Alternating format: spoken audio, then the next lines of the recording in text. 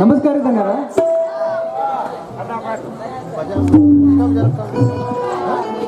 ನಮಸ್ಕಾರ ರುದ್ರ.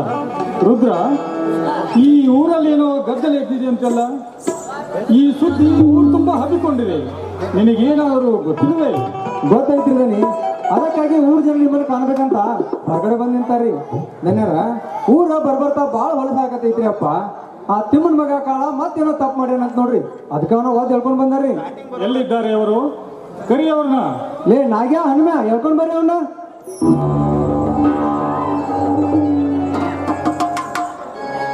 ರುದ್ರ, ಊರಲ್ಲಿ ಇವನು ಏನು ತಪ್ಪು ಮಾಡಿದ್ದಾನೆ? ಏನಂತ ಹೇಳ್ಬೇಕ್ರಿ ಧನ್ಯರ, ಹಿಂದೊಮ್ಮೆ ಇವನು ಇದೇ ಹೊರಗ ಕಳ್ಳತನ ಮಾಡಿದ್ದೀನ್ರಿ. ಅಷ್ಟೇ ಸಾಲದು ಅಂತ ಜೋಗ ಗುಡಿಗೆ ಬೆಂಕಿನೂ ಇಟ್ಟಿದ್ದೀನ್ರಿ. ಅವತ್ತ ನೀವು ಇವನ್ಗ ಕೈಕಾಲು ಮುರಿಬೋದಾಗಿತ್ತು, ಆದ್ರೆ ನೀವು ಇವನ್ ಮೇಲೆ ಕರ್ನೆ ತೋರಿಸಿ ದಂಡ ವಿಧಿಸಿದ್ರಿ. ಅಷ್ಟೇ ಸಾಲದು ಅಂತ ತಿಳಿದು ಇವತ್ತು ಮತ್ತೆಂತ ತಪ್ಪು ಮಾಡೋಣ ಗೊತ್ತೇನ್ರಿ? ಏನು ಮಾಡಿದ್ದಾನೆ ಪಾಪ? ಬಡ ಕೆಂಚನ ಮಗಳು ಕೂಲಿ ಮಾರಕಂತ ತೋಡಿ ಮನೆ ಕಡೆ ಹೋದಾಗ ಅವಳ ಮೇಲೆ ಅತ್ಯಾಚಾರ ಮಾಡಕ್ ಪ್ರಯತ್ನ ಪಟ್ಟನ್ರಿ ಇವನು. ಅವಳಲ್ಲೇ ಎಲ್ರಿ ಎಲ್ಲರ ಜನ ಕುರ್ದಿಸದಾಗ ಏನೋ ತಪ್ಪಾಗಿದ್ದೀರಿ. ಈ ಜಗತ್ತಿನಲ್ಲಿ ತಪ್ಪು ಮಾಡದೇ ಇರೋ ವ್ಯಕ್ತಿ ಯಾರು ಇಲ್ಲ.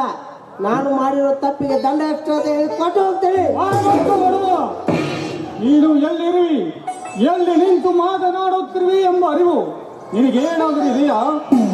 ಈ ಸುತ್ತ 40 ಹಳ್ಳಿಗಳಲ್ಲಿ ನ್ಯಾಯ ಒದಗಿಸಿಕೊಡುವ ನ್ಯಾಯವಂತರ ಮನೆತನವಿದು. ಇಂಥ ಮನೆತನದಲ್ಲಿ ನಿಂತು ಅನ್ಯಾಯದ ಮಾತುಗಳನ್ನು ಆಡಿದರೆ ನಿನ್ನ ನಾಲಿಗೆ ಕತ್ತರಿಸಿಕೊಳ್ಳಬೇಕಾಗುತ್ತದೆ. ಹಳ್ಳಿ 10 ಜನರು ನಿನ್ನನ್ನು ಹಿಡಿದುಕೊಂಡು ಬಂದಾಗಲೇ ನಾನು ಅರ್ಥ ಮಾಡಿಕೊಂಡೆ ನೀನೇನಾದರೂ ತಪ್ಪು ಮಾಡಿರಲೇಬೇಕಂತ. ಇದು ಶತಸಿದ್ಧ. ಈ ಗಣರಾಜಧನಿಯ ಹತ್ತಿರ ಸತ್ಯವಂತರಿಗೆ ಬೆಲೆ ಇದೆ ಹೊರತು ಸುಳ್ಳಿನ ಕತೆ ಕಟ್ಟುವವರಿಗೆ ಶಿಕ್ಷೆ ಎಂದು ತಪ್ಪಿದ್ದ. ನೀನು ಮಾಡಿದ ಅಪರಾಧ ಸತ್ಯವೋ ಇಲ್ಲ ಸುಳ್ಳು ಎಂಬುದನ್ನ ನಿನ್ನ ನಾಲಿಗೆಯಿಂದ ನೀನೇ ಹೇಳಬಹುದು. ಅವನ್ ಬಂದು ಏನು ಕೇಳ್ತಿರೋದನ್ಯಾರ? ನಿಮ್ಮ ಹತ್ರ ಯಾರು ಸುಳ್ಳು ಹೇಳ್ತಾರೇನ್ರಿ? ಸುತ್ತ 40 ಹಳ್ಳಿ ಜನರು ನಿಮ್ಮ ಹತ್ರ ನ್ಯಾಯ ಕೇಳಕಂತ ಬರ್ತಾರ್ರಿ. ನೀವು ನ್ಯಾಯ ಮಾಡಿದ್ಮೇಲೆ ಮುಗಿದು ಹೋಯ್ತು. ಸಾಕ್ಷಾತ್ ದೇವ್ರ ನ್ಯಾಯ ಮಾಡಿದಂಗ ನಿಮ್ಮ ಮನೆತನ ಹುಟ್ಟಿದ್ದ ಸುತ್ತ 40 ಹಳ್ಳಿಗೆ ನ್ಯಾಯ ಮಾಡಕಂತಾನೆ ಹುಟ್ಟಿದ್ರಿ. ನಿಮ್ಮನ್ನ ಹಿಡಿದು ನಿಮ್ಮ ಮುತ್ತಜ್ಜನ ಕಾಲದಿಂದಲೂ ನ್ಯಾಯ ಮಾಡುತ್ತಾ ಬಂದ ಮನೆತನ ಇದು. ಇಂಥ ನಾಡಿನ್ಯಾಗ ನಿಮ್ಮಂಥದ್ದನ್ನೇ ಹುಟ್ಟಿದ್ದು ನಮ್ಮ ಪುಣ್ಯ ಅಂತ ತಿಳಿದೀವ್ರಿ. ಆದ್ರೆ ಈ ದುಷ್ಟ ಈ ನೆಲದಾಗ ಹುಟ್ಟಬಾರ್ದಾಗಿದ್ದ ಹುಟ್ಟಬಾರ್ದಾಗಿತ್ತು. ಹೌದು ರುದ್ರ, ನೀನು ಹೇಳುವುದು ಸತ್ಯವಿದೆ. ಇಂಥ ಪಾಪಿಗೆ ತಕ್ಕ ಪ್ರಾಯಶ್ಚಿತ್ತವಾಗಲೇಬೇಕು.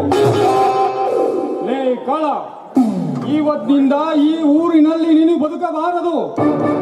ಮತ್ತೆ ಈ ಊರಿನಲ್ಲಿ ಬಂದಿದ್ದೇ ಆದರೆ ನಿನ್ನ ಕತ್ತು ಕತ್ತರಿಸಿ ಹನುಮಪ್ಪನ ಗುಡಿ ಎದುರಿಗೆ ಹೂಳಬೇಕಾಗುತ್ತದೆ. ಇದು ನಿನಗೆ ಕೊನೆಯ ಎಚ್ಚರಿಕೆ. ಹೊರಟು ಹೋಗು.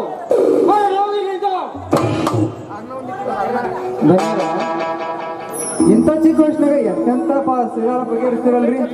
ದೊಡ್ಡದನ್ನ ಹಂಗ ನಿಮ್ಮ ಹತ್ರನೂ ದೊಡ್ಡ ಗುಣನೇ ಐತ್ರಿ.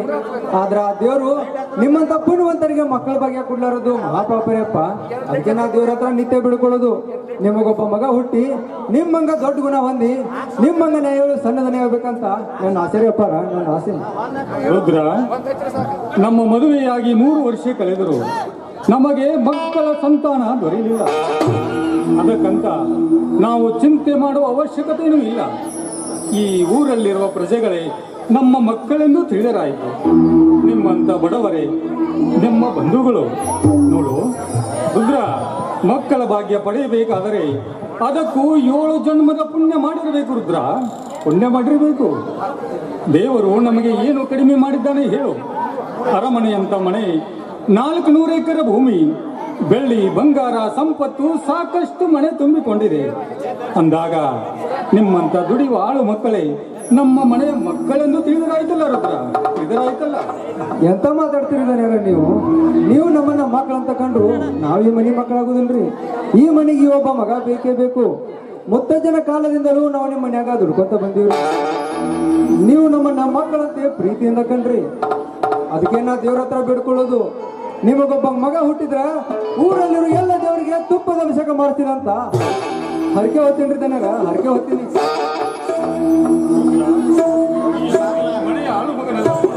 ಈ ಮನೆ ಮಗ ನೀನು. ನಿಮ್ಮ ವಿಶ್ವಾಸಿಗ ಪ್ರಾಮಾಣಿಕ ವ್ಯಕ್ತಿ ಸಿಗಬೇಕಾದ್ರೆ ಈ ಮನೆತನದ ಪುಣ್ಯವಿದೆ ರುದ್ರ, ಪುಣ್ಯವಿದೆ. ದನರ, ನನ್ನ ಪುಣ್ಯ ಈ ಮನೆ ತನಕಲ್ರಿ. ಈ ಮನೆ ಅನ್ನ ತಿನ್ನುವ ಪುಣ್ಯದ ಋಣ ನನ್ನ ಮೇಲೆ ಐತ್ರಿ ದನರ, ನನ್ನ ಮೇಲೆ. ಈ ನಿಮ್ಮ ಋಣ ನಾ ಯಾವ ಜನ್ಮದ ಮುಟ್ಟಿಸ್ತೀನೋ ಏನೋ.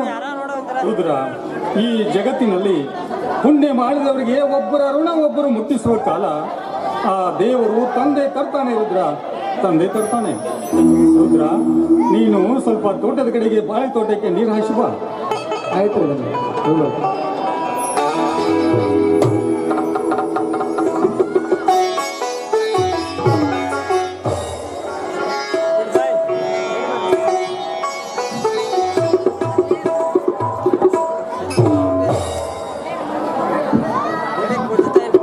ಮಾಧವಿ, ಎಲ್ಲಿ ಹೋಗಿದ್ದೆ?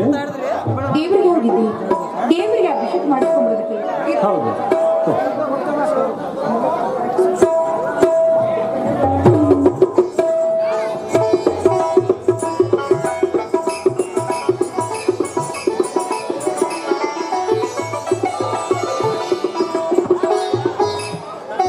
ಮಹಾದೇವಿ, ಪ್ರತಿದಿನ ನೀನು ದೇವರ ಗುಡಿಗೆ ಹೋಗಿ ಅಭಿಷೇಕ ಮಾಡಿಸಿ ಬರುವೆಯಲ್ಲ, ಯಾಕೆ?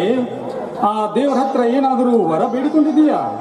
ಹೌದು ರೀ, ನಿಮ್ಮಂತ ಪುಣ್ಯವಂತ ನೀತಿವಂತ ಗಂಡ ಸಿಕ್ಕಿದ್ದು ನನ್ನ 7 ಜನ್ಮದ ಪುಣ್ಯವನ್ನು ಭಾವಿಸ್ಕೊಳ್ತೀನಿ. ಮದುವೆ ಆಗಿ 3 ವರ್ಷ ಕಳೆದರೂ ನನಗೊಂದು ಮಗು ಹುಟ್ಟಿಲಿಲ್ಲ. ಆದಷ್ಟು ಬೇಗ ನಮಗೊಂದು ಮಗು ಆಗ್ಲಿ ಅಂತ ನಿತ್ಯ ಆ ದೇವರ ಹತ್ರ ಹೋಗಿ ನಾನು ಅಭಿಷೇಕ ಮಾಡಿಸ್ಕೊಂಡು ಬರ್ತಾ ಇದ್ದೀನಿ. ನಿಜವಾಗ್ಲೂ ನನಗೊಂದು ಮಗು ಆಗ್ಬಿಟ್ರೆ ನನ್ನ ಜನ್ಮ ಸಾರ್ಥಕವಾಗುತ್ತದೆ.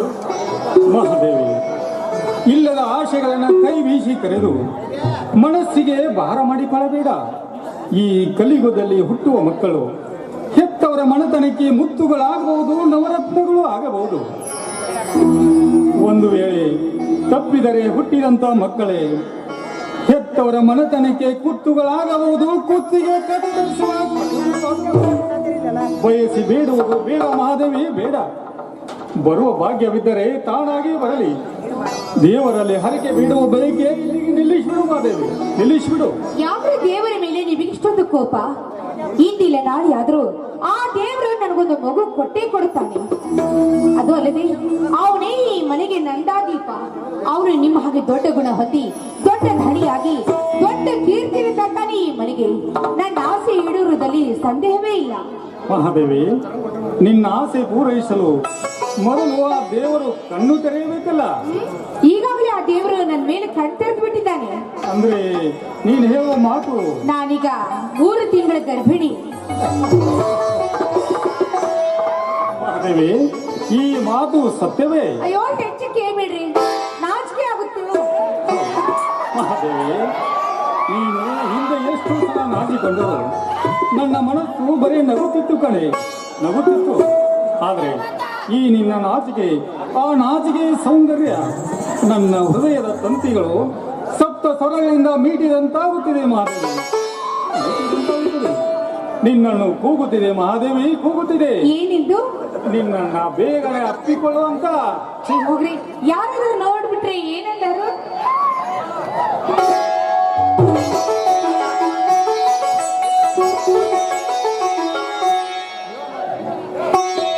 ಬಂದು ರಾಜ ರಾಜ ಸಿಂಹನಿಗೆ ಸೂರ್ಯ ಸಮನಾದ ತೇಜ ಅಣ್ಣರೆಲ್ಲರಿಗೂ